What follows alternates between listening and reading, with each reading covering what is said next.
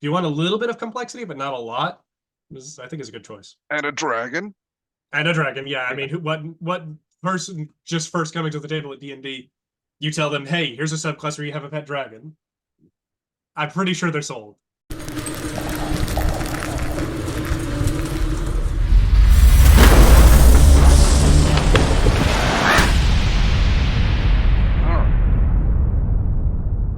Hello, friends.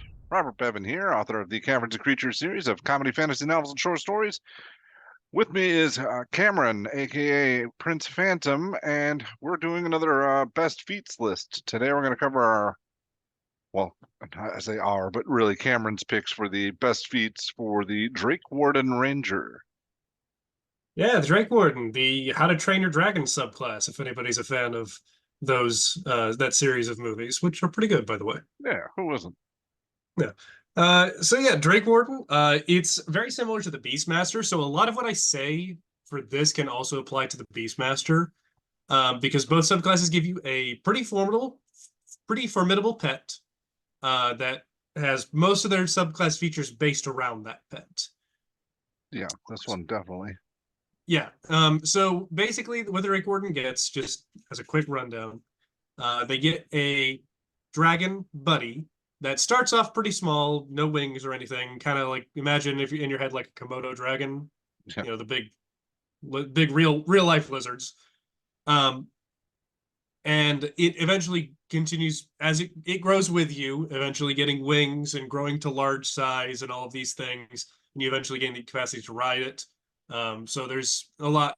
It grows alongside you in a lot of different ways, and it actually feels like it scales really well. This is a ranger that I think starts out kind of slow, but gets really, really good in the high tier play. It's fun at low levels if you just Yes. enjoy the camaraderie of a little dragon buddy.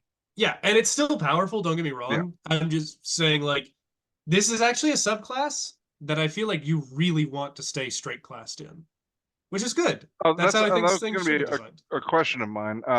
Now this dragon only grows if you continue leveling as a Drakewarden Ranger, That's right? correct. Yeah. Okay. It does have a couple of things that scale off of your proficiency bonus, but the main things that you want it to grow in are going to scale with your ranger level. So you definitely want to probably this is probably a good one if you're intimidated by multi-classing. You don't really want to delve too deep into that. This is a subclass that's going to feel like it's giving you meaningful empowerments at every level up, and you'll be pretty happy with it. Yeah, I feel like if you're playing this, you do not want to miss out on getting up to level 15. Yeah, it's got a That's really good capstone. the pinnacle of So the fantasy there. yeah, you get the ability to ride it. It becomes large and it can fly Yeah. and it does a whole bunch of damage. So you get a literally a dragon mount, which isn't that like every D&D player's fantasy? So yeah, it delivers. Oh yeah. But what does that mean for feats? Well, that means that we command our Drake with our bonus action. So that means that we're not going to want feats that are going to use our bonus action, at least not consistently. So nothing like telekinetic, not even something like crossbow expert or polearm master. Um, That's interesting. It's neat that it takes some like really like no-brainer feats off the table. yeah, and so the Drake will do with your using your bonus action on average a little bit less damage than making a bonus action attack with like a polearm master or a hand crossbow with crossbow expert on average, but it's a very tiny difference. And in return for that, you're one not having to take a feat, which is great, and two, you're getting all the other benefits of having an extra body on the battlefield, which is another target for your enemies. It's a way to body block doorways and things like that. So there's a ton And of a lot benefits. of the utility that comes with like a fine familiar. Perhaps not Exactly. as much, but yeah. Yeah. This one definitely won't go unnoticed like a spider would, but so maybe not as useful for scouting, but still all of Yeah. the other things that you would use a familiar for. So yeah. Um, so for that reason, you are still a weapon using character. So I do recommend that you either take sharpshooter or great weapon master, whichever area you decide to focus on. Hmm. Um, I think this character will probably be best served being ranged. Most are. Yes, most rangers especially are. But you can go Great Weapon Master if you'd like to.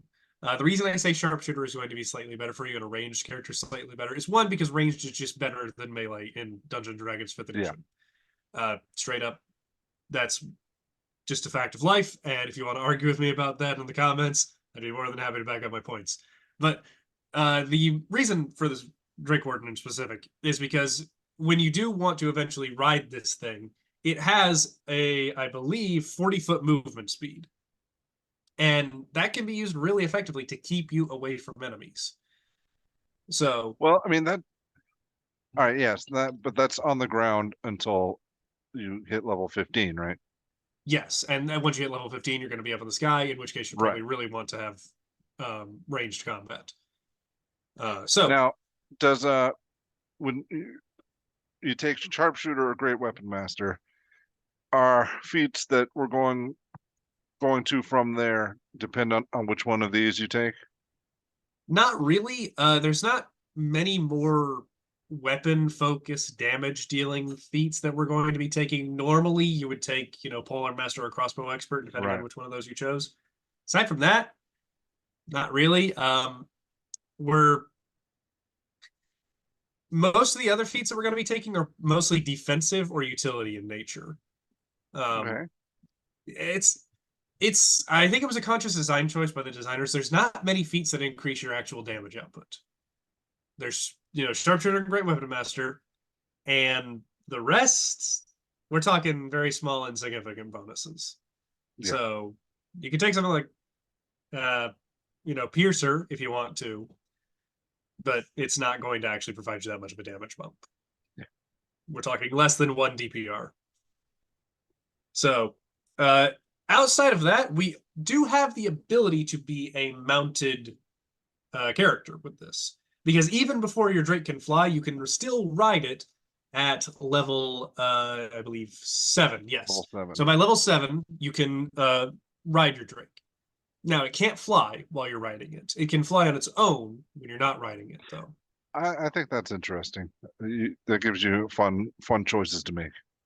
Yes, it does. And it also has some neat implications for maybe ways to skirt around this.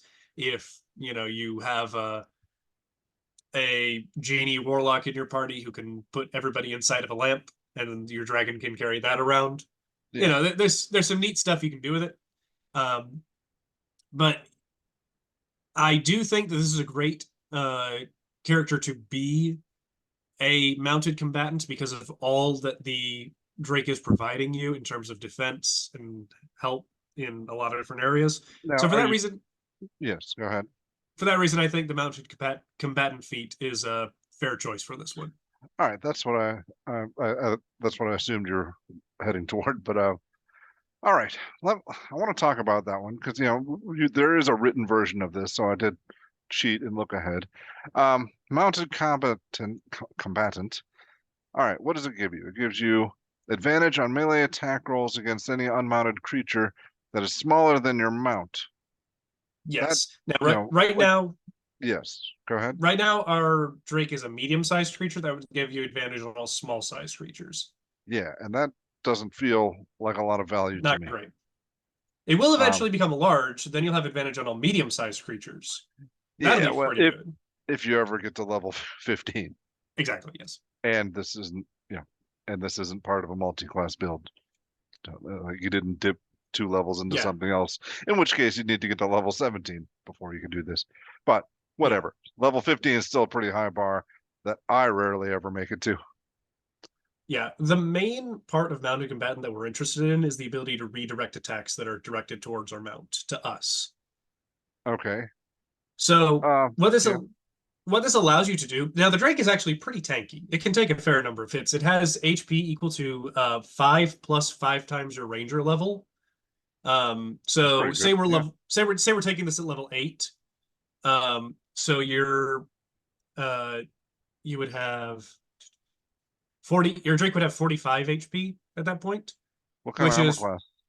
Armor class 15 plus your proficiency bonus. Excuse me, 14 plus your proficiency bonus. So that would be 17 AC at this point. Okay. Soon to be 19. 18, sorry. Numbers are hard. So it's actually a pretty good armor class. It's got decent hit points. It can take a few hits. What this allows you to do, though, it allows you to evenly distribute damage to your Drake and to yourself. Yeah. And it keeps the enemies from being able to focus fire down one or the other. So without your Drake, you really don't have that much of a subclass. Now you can resummon your Drake pretty easily. I think it just costs like 1 spell slot. Let's see. Yeah, you just have to expend a spell slot of level 1 or higher to resummon it. That's So all right. This is starting to feel not great again, because if it's that replaceable, I mean, why would you choose to soak up its damage? Because you can't do it in reverse. You can't deflect damage that's coming to you to your Drake, right? yes. It does, however, take in full action to resummon the Drake. So in Yeah. combat, that's pretty clunky, which means that I would rather be able to evenly distribute damage to myself and to the Drake and to keep it alive so that I see what you're saying. And I'm not saying this is a top tier pick for the class, but this is the other thing that about Mount of Combatant that I didn't mention is it also gives your mount evasion, Yeah, I saw the that. rogue feature evasion, and the Drake actually has proficiency in dexterity saving throws. Let me ask you this. Now, it says in that third bullet point, all right, it instead takes no damage if it succeeds on the saving throw and only half damage if it fails. Now, that's just for it, right? That's not for you. Yeah, yeah. That seems strange to me, because you're writing it. So if it gets out of the way, You would think so, yeah, yes. And I wouldn't argue if you rule it that way at your table, but no, that's not how it works. yeah. But no, the Drake does have proficiency in dexterity saving throws, which means it'll actually take no damage from a lot of dex save effects. So, that can also help it survive. At least one of you's doing all right. This, Yeah. This is a very yeah, unselfish feat. yeah, right. I was just thinking that, like, all right, this is a feat that's asking you to take more damage than your pet. And then There's a lot of problems with it. Yes, I agree. But I don't get to talk about this feat very often, so I'm no, picking it no, where I no. can. I'm learning why. Yeah. One If you don't, one other yeah. issue I have with this is, how valuable is it to use this as a mount, especially before you can fly? Because I noticed in the Drakewarden description here, it shares your initiative count, but takes its turn immediately after yours, which means you would have to attack or do whatever you're going to do before it moves, which sounds counterproductive. Okay, so interesting. I'm glad you brought that up because this is a kind of an interesting rules interaction with Mm. the Drake as your mount. So when you mount something, it overrides that rule. It actually shares your initiative Okay, and takes good. its turn with you, assuming it's a controlled mount.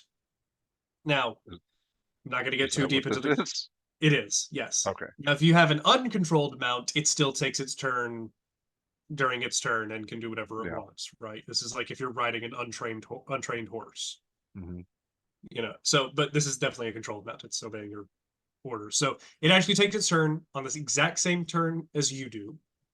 And because you're taking your turn at the same time, you can mix up your actions in interesting Okay. ways. So you can make an attack and see that, oh, that downed that enemy.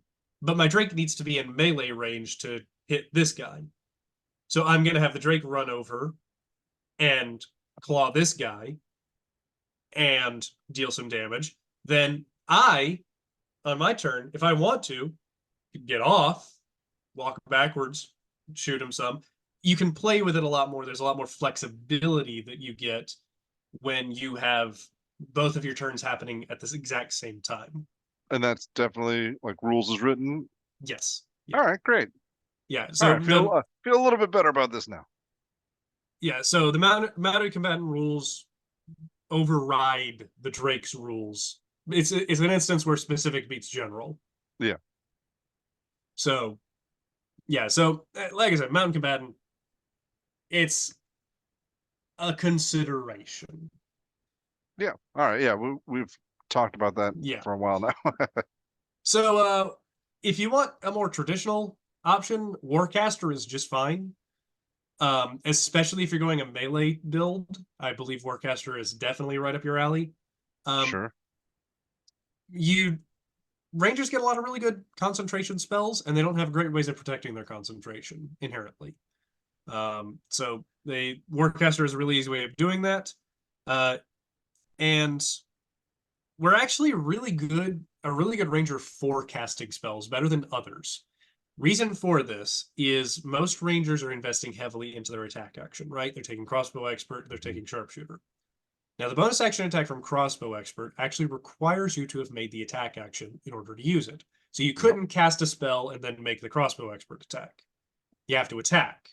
Sure. Well, this Drake does not have that same restriction. You can cast a spell and the Drake can still attack. So that actually allows this subclass to make better use of its actions on turns where it's casting spells.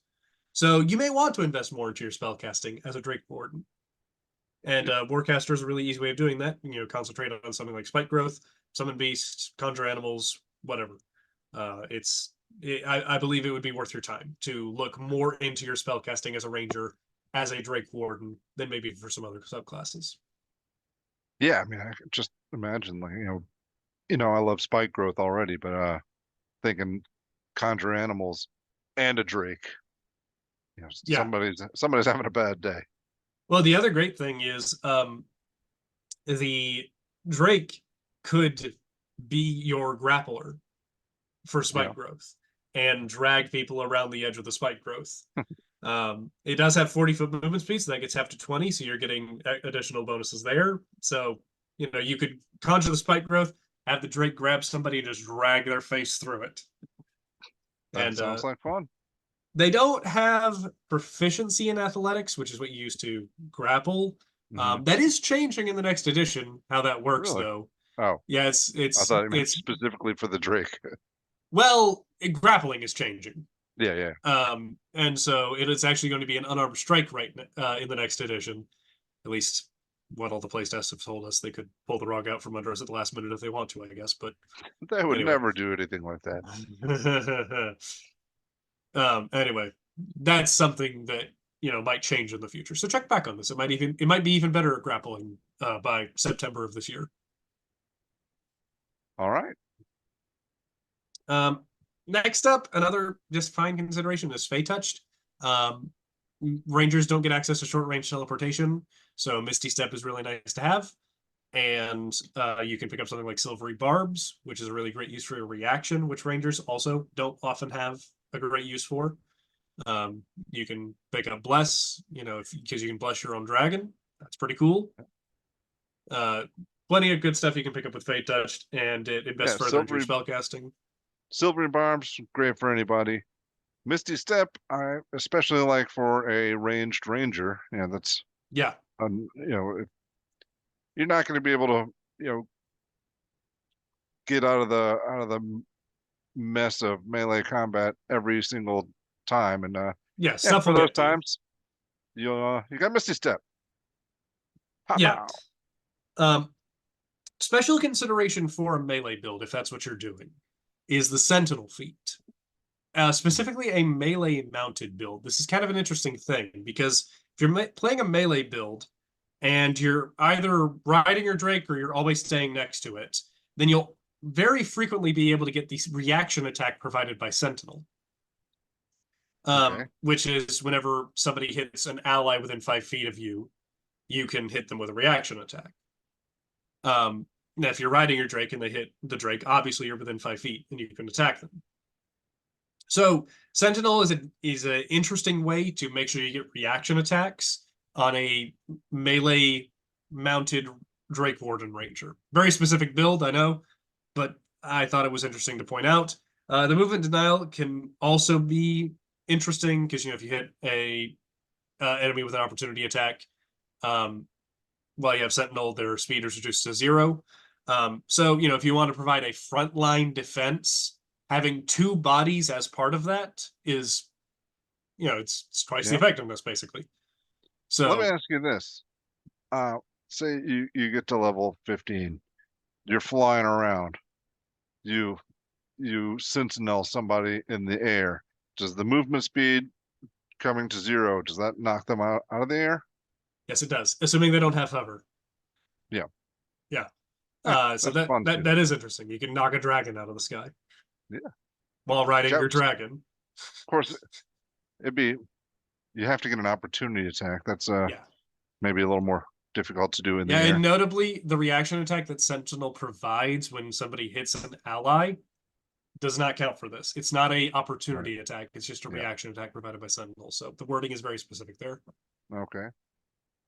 Um, Lastly, I'll just recommend some generally good feats. Resilient, if you want to continue to buff up your concentration checks, then you can buff your constitution with this.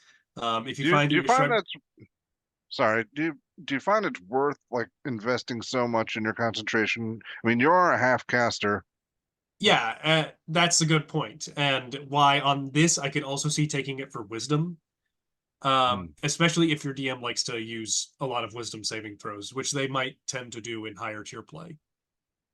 yeah, So you don't if want to you're, hold person up in the air. yeah, if you're seeing that you know, your DM is using wisdom saving throws a lot, definitely take it for wisdom over constitution. But if it's not coming up very often, if you're fighting mostly martial enemies, then you may like the constitution buff that gives you additional concentration saves and maybe even a little bit of HP if the scores line up right. Hmm. And Okay. lastly, just alert.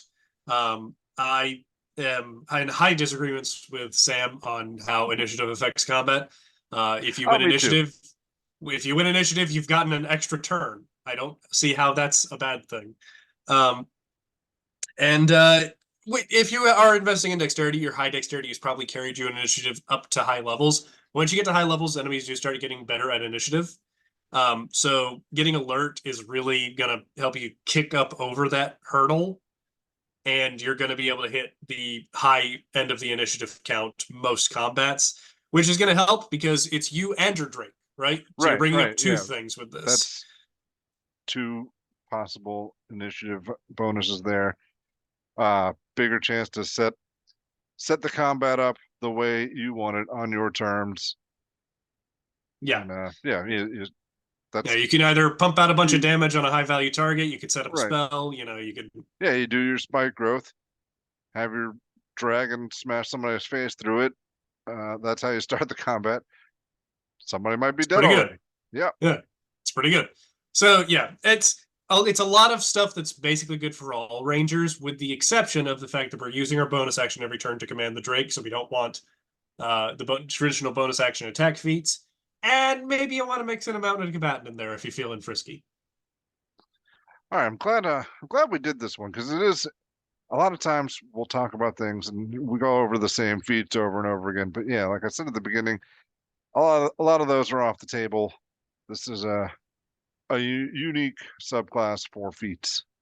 Yeah, and like I said, a lot of what I said also applies to the Beastmaster. You Mhm. you can mount the beast of the Beastmaster subclass as well. I think only the land one. And I think you have to be a small sized race to do it. But that's not, if that's something that you want to do at the outset of your campaign, then just play a small race, right? Yeah. So a lot of what I said, including the mounted combatant stuff, also applies to the Beastmaster. And Beastmaster also uses your bonus action to command it. So all that I said about that also applies. Um, so yeah, take what I said here and basically copy paste it, and there's Whoa, whoa, for the whoa, whoa, whoa, Beastmaster. whoa, whoa, whoa. We I intend for us to do a lot of these videos because they are I'm some of my sorry, I don't. some of the best performing on my channel. So we're not copying I and don't mean. pasting anything. We're gonna do a Beastmaster video in the future. Sorry, I don't mean to dig up your well. Yeah. Um. But yeah, that was ran a little shorter than normal, but yeah, fun times. It's a pretty simple subclass once you narrow it down what it's actually trying to do. Yeah. But I highly recommend it for new players. If you want a little bit of complexity, but not a lot, this I think is a good choice. And a dragon. And a dragon, yeah. I Yeah. mean, what person just first coming to the table at D&D, you tell them, hey, here's a subclass where you have a pet dragon. I'm pretty sure they're sold. Yeah, absolutely. All right. Well, thank you a lot, Cameron. And thank you, audience, for watching. Let us know what you think in the comments below. If you played a Drakewarden, what feats did you choose? We didn't mention just ability score improvements. That's from some reading I've done. Some people just prefer, pump up the decks, forget about the feats. That's I like feats. That's a whole nother discussion. Yeah. Mathematically, you're better off taking feats, but I know people like seeing number go up, and Yeah. I get it. All right. Well, like, subscribe. We'll see you next time. Bye-bye.